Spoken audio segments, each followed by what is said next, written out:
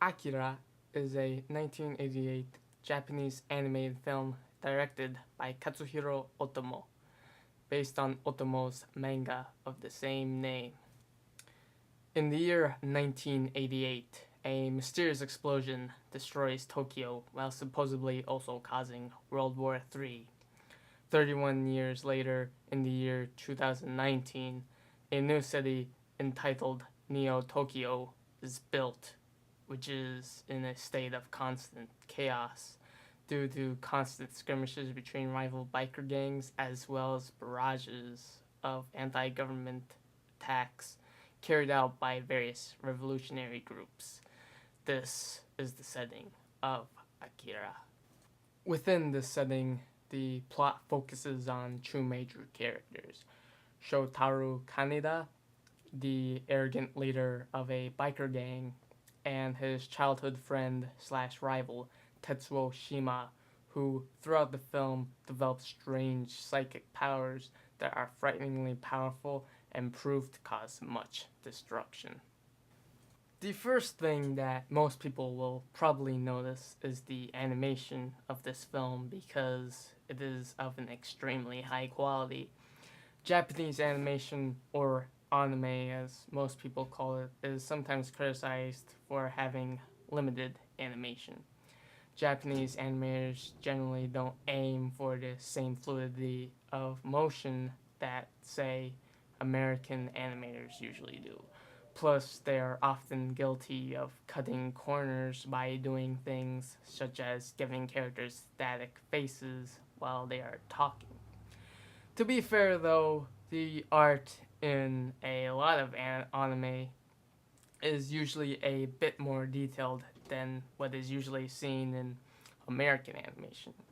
With that said, however, none of these criticisms can be applied to Akira because every scene has extremely detailed and fluid animation that, in my opinion at least, rivals that of Disney.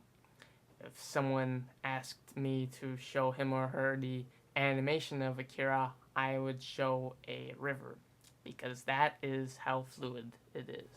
One reason why the animation is especially impressive is due to the fact that a majority of the film takes place at night. Now, this might not seem like a significant point to some, so let me explain.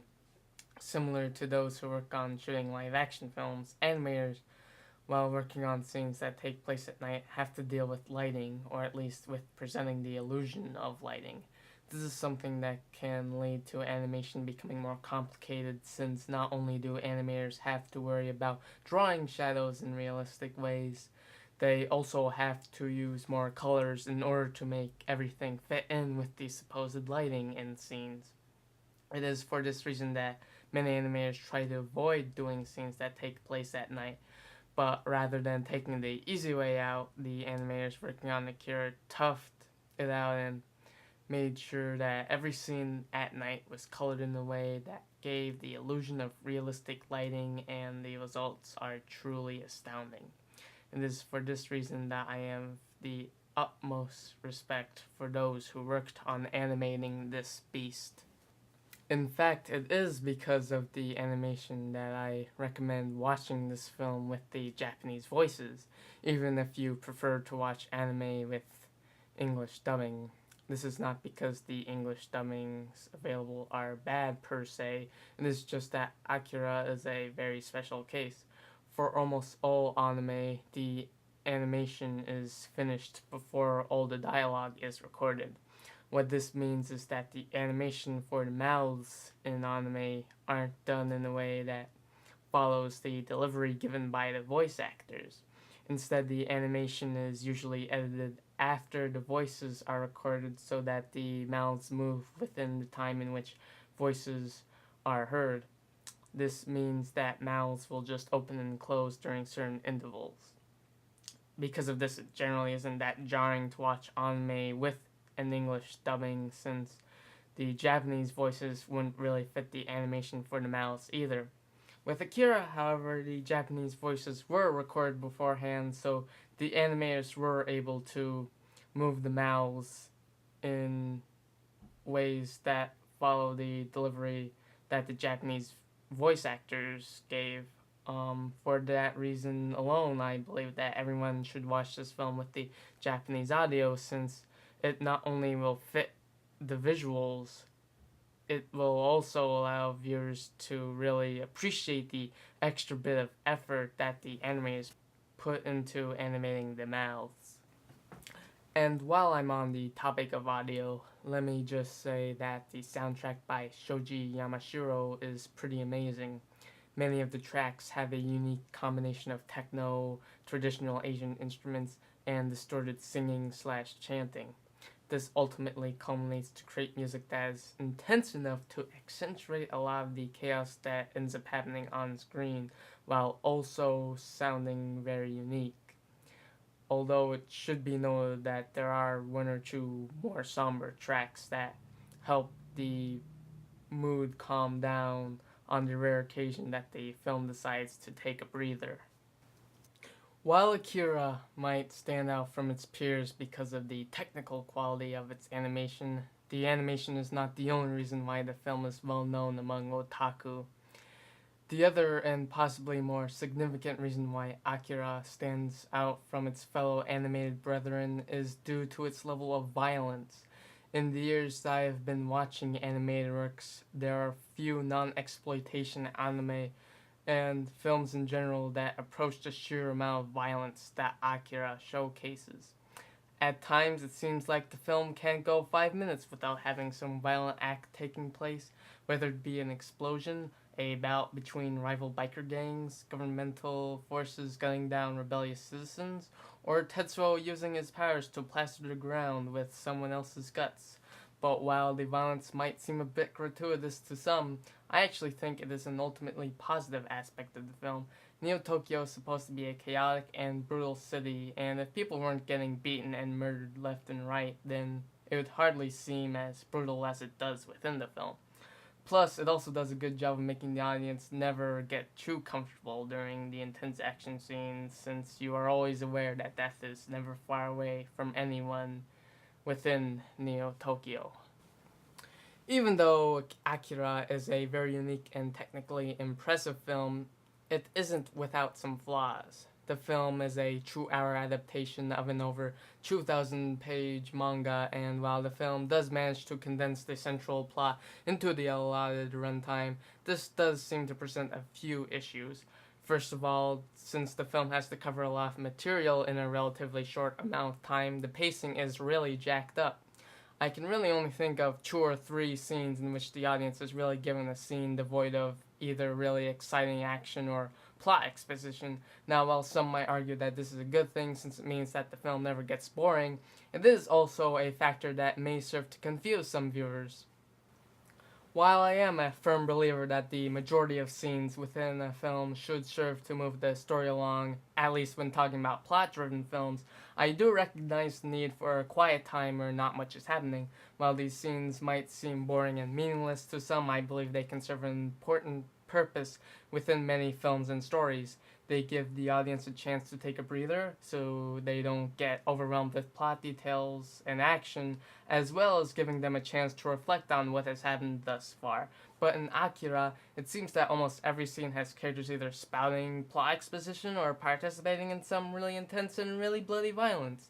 This means that the viewer can't really take time to think about what they had just seen, since there aren't any scenes that... Now, while I am a firm believer that the majority of scenes in a film should serve to move the story along, at least when talking about plot-driven films, I do recognize the need for a quiet time where not much is happening. While these scenes might seem boring and meaningless to some, I believe they can serve an important purpose within many films and stories. They give the audience a chance to take a breather so they don't get overwhelmed with plot details or action, as well as giving them a chance to reflect on what has happened thus far. But in Akira, it seems that almost every scene has characters either spouting plot exposition or participating in some really intense and really bloody action. This means that the viewer can't really take time to think about what they had just seen, since there aren't any calm scenes. This can be seen as an especially big problem for Akira, since many may be tempted to step away from the plot in order to just admire the fluidity of the animation or the extremely beautiful and densely detailed backgrounds. This is probably one of the major reasons why I see a lot of people call this film confusing. It also doesn't help that some of the dialogue is a bit more cryptic than it needs to be. Also, the film doesn't address some details with the amount of explanation that some may desire. For example, within the film, there are a number of people who are fighting the government in a revolutionary movement, while the government of Neo Tokyo is shown to be rather inept in a few scenes of the film. It is never really explained why people are so angry with the government. Many other details like this, such as the effect that World War III had on the world, the nature of Tetsuo's powers, and where these angst-ridden teenagers go when they aren't hanging out with each other, go unexplained.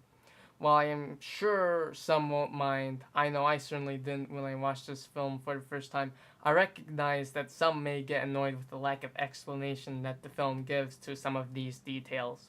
While I would have hated it if this film were to be bogged down by too much exposition, I feel that the film would have been improved if some of these topics were more thoroughly explored.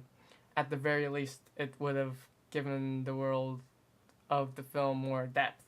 Plus, it is not like Katsuhiro Otomo didn't write this story without thinking a lot of this through.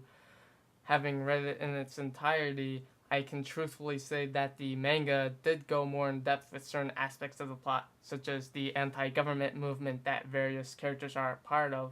This leads me to believe that the reason why a lot of things in the film were left unexplained was more due to time constraints than lazy writing.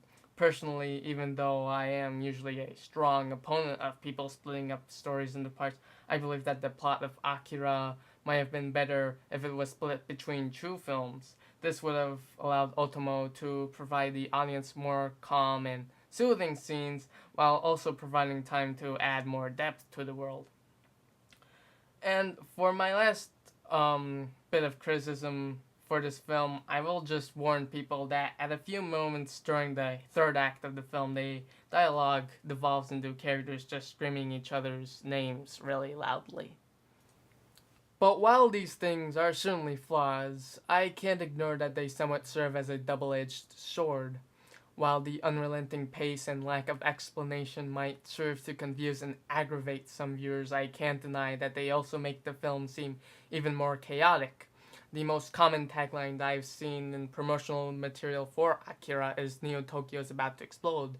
This tagline, I feel, perfectly encapsulates the feeling that the setting gives off. Saying that Neo Tokyo is about to explode suggests that things are building up, that the city is practically bursting with problems, and it's soon gonna let it all out in a glorious explosion. In a sense, the plot and pacing reflects this very chaotic feeling. Within the film, the viewer is shown countless problems which are plaguing Neo Tokyo. These include, but are not limited to, gang violence, poor education, trigger-happy government forces, trigger-happy revolutionary forces, as well as a government in which nothing ever gets done. While the scatterbrained way the film decides to show the audience all these problems certainly does hurt the plot, at least in my opinion, I also feel that it helps the setting seem even more doomed. The kinetic pacing of the film, as well as the sheer amount of problems it shows, suggests to the viewer that Neo Tokyo is a city not only full of problems, but full of problems that no one really has time to solve. The fact that said problems aren't really ever given full explanations either ultimately hinders the audience's ability to think up solutions to these problems. Thus, they reach a sort of unsolvable status within the minds of viewers. This all ends up making Neo Tokyo seem all the more ugly and all the more hopeless. In no way am I saying that these points make up for the ways that the flaws within the writing detract from the film's quality. I'm just saying that it is flawed in a way that does help reinforce some ideas about the film's setting. Neo Tokyo was a city built to help Japanese citizens deal with the destruction of Tokyo. It is then ironic that it seems to be a city constantly on the brink of destruction, at least as it exists within the year of 2019. But while it is a setting that is constantly in a state of turmoil, I am still able to find things to enjoy every time I visit. But while the screenplay might be badly written in terms of plot, it does a surprisingly good job with creating sympathy for the protagonists of the film. I'll be the first to admit that I wasn't too fond of a lot of the characters when I was first watching this film a few years ago. Kaneda, Tetsuo, and friends seem like a bunch of dumb, violent, and arrogant teenage boys who like to spend all their time hitting rival bikers with steel pipes. But as the film goes on, you learn more about these characters' pasts and their environment, and then you begin to feel bad for them. While you may be repulsed by their violent tendencies, you realize that these are kids who had to deal with living in the horrible dump that is Neo Tokyo. Thus, they had to deal with all the problems and oppressions of the city while growing up. Because of this, I at least gained a strange understanding for their anti authoritative attitude as well as a weird sort of sympathy for them. There are also a fair amount of scenes within the film that really show that these characters have a sense of camaraderie and that they actually do care about each other. This in turn makes it easier for the audience to care about them since most of the characters all seem to put at least some significance on each other's lives. And it's also easy to feel bad for these characters since they end up getting involved in a lot of conflicts that they don't personally want to be in, and then just end up suffering because of them. Kaneda gets involved with an anti-government group not because he actually believes in their cause, rather he just joins them because the government has taken Tetsuo away from him and he believes that following the group will allow him to protect his friend. Similarly, Tetsuo never really chose to get psychic powers. He just sort of got them, and because of that, scientists took possession of him so that they could study him. Inevitably, it's these powers that end up causing harm to his mental state, his physical state, and the lives of those around him. And in that sense, his character is extremely tragic. By the last third of the film, despite the fact that I found both characters to be unlikable at first, I had quite a bit of sympathy for both Kaneda and Tetsuo, and was really rooting for both of them to reach a happy conclusion. This in the end makes it all the more sad when the tragic and self-destructive aspects of their friendship become more apparent. I must also admit that part of the reason that I was able to feel sympathetic towards these teenagers was partially due to the character design. There's just something about the art, probably the more roundish heads, which make the characters seem more juvenile and thus easier to feel sympathy towards since you think, well, they probably don't know any better since they're so young.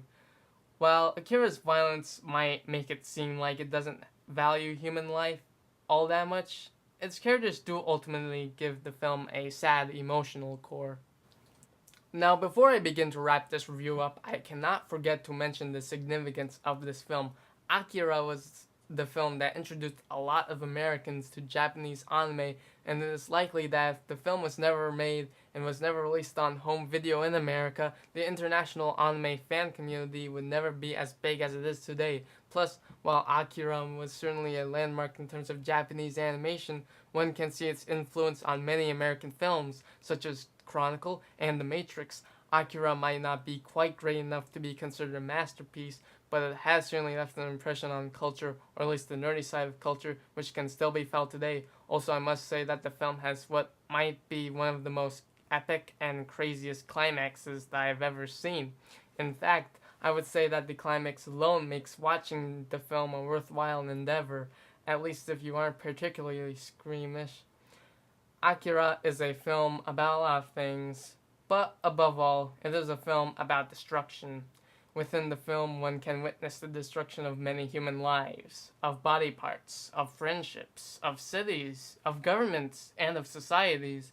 Heck, some might even argue that while watching, you can see the film's plot get destroyed before your very eyes. Yet it is ironic how a film about so much destruction was able to lead to the production of so much beautiful animation, to the creation of some very real and sympathetic characters, as well as, arguably, an entire international community of fans. Perhaps like The Phoenix, Akira is a film that proves that new life and thoughts can be born out of death and destruction. Akira is not a perfect film. Its writing is too flawed for me to give it that high of praise. But what Akira really is a thrilling, destructive, bloody, and melancholic roller coaster ride, and while it may be a ride that is held together by duct tape and staples, it is one that I thoroughly enjoy every time I experience it. I would now like to take this time to thank all of you who took the time to listen to me talk about this film, especially if you are crazy enough to read my text version and then watch this. If you would like to say anything about this review or the film itself, please feel free to comment, and goodbye.